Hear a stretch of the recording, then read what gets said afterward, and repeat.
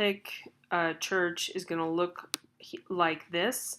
Again, with pointed. If you notice, maybe you can't tell, but let's back up. Look at the size of the chairs there.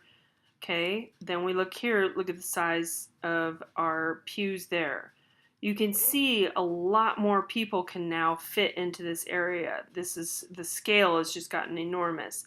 Nice pointed arches, you see them there. Also the ribs, did you see that? The ribs are really important. How a lot of that is displacing some weight. And here we have our windows. Those are called clerestory windows.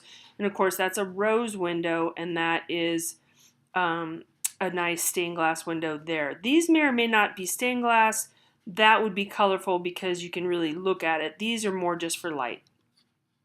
Okay, a dome, really important. It's a structure that is a hemisphere or half globe generally, not always. And a drum is the circular base of a dome building. Coffering are recesses carved into the ceiling which lighten the weight, material that isn't necessary. An oculus is an opening, a portico is a porch, and a rotunda is a round building. Okay, here we go. This is a cutaway of the Pantheon in Rome.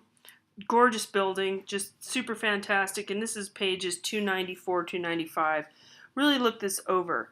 You can see the coffering, this cutaway. See how some of this material is removed to lighten the weight of the roof / dome. The portico is sort of tacked on the front so that there's an entryway coming into the structure. This building is 2,000 years old and it's in pristine condition. It's so beautifully built. This is concrete though. We're not dealing with stone. This is a very different type of structure. The Romans had concrete available to them. You can see here that it's a perfect circle. I know it's really hard. I get overly excited when I talk about the Pantheon. I've been lucky enough to be there twice. I just love being inside that building. So you see how it's a perfect circle. That's tremendous. That's just a beautiful structure, really well built and amazingly engineered. Here's our interior. The oculus is letting light in. It does also let rain in. I've been in there when it's raining and drops do fall down here, and then it's just sort of cleaned up. The gods are not really, they're there now, but it was converted back and forth for different religions, but mainly Christianity. But it was originally a Roman building with the Pantheon, meaning multiple gods that the Romans believe in. Okay, so this is coffering up close. This is what it looks like. These are squares. So some of this material has been removed and or not removed. It's not cast. It's a cast concrete building.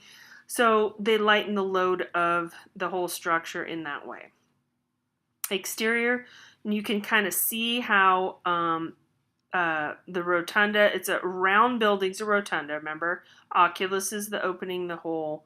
You can see the dome. You can't tell how spherical it really is from here, from this shot, because you kind of have this roof, these stepped pieces on this roof here kind of throwing off the visual. And even from the front, it looks just like a kind of a domed building with a little, regular sort of Greek or Roman structure there. Super amazing place. All right, the dome also can have minarets. This is more often for the mosques. They have places where people will climb up and make the call to prayer. Pendentives, their functions to make a smooth transition between a rectangle and dome in a building, and the corbelling, which is a row of stones extending slightly beyond one below until eventually the opening is bridged. Okay, so that can be used in arch, vault, and dome construction. Okay, we're going to look at the Hagia Sophia, and I don't say that correctly.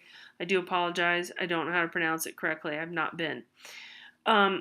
This is a beautiful building, one of the largest open structures. It was the largest open structure for 1,000 years. Largest open church. It was originally built, 1,000 years ago.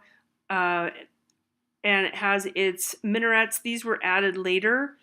There's all kinds of exterior domes. Now I'm going to back up for a second. These are actual buttresses. Do you see how this is a lot of solid material?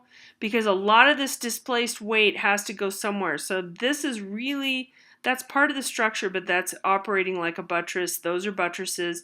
And then here you have your minarets, okay? Interior of the Hagia Sophia, it is now a museum. It is no longer an actual religious structure.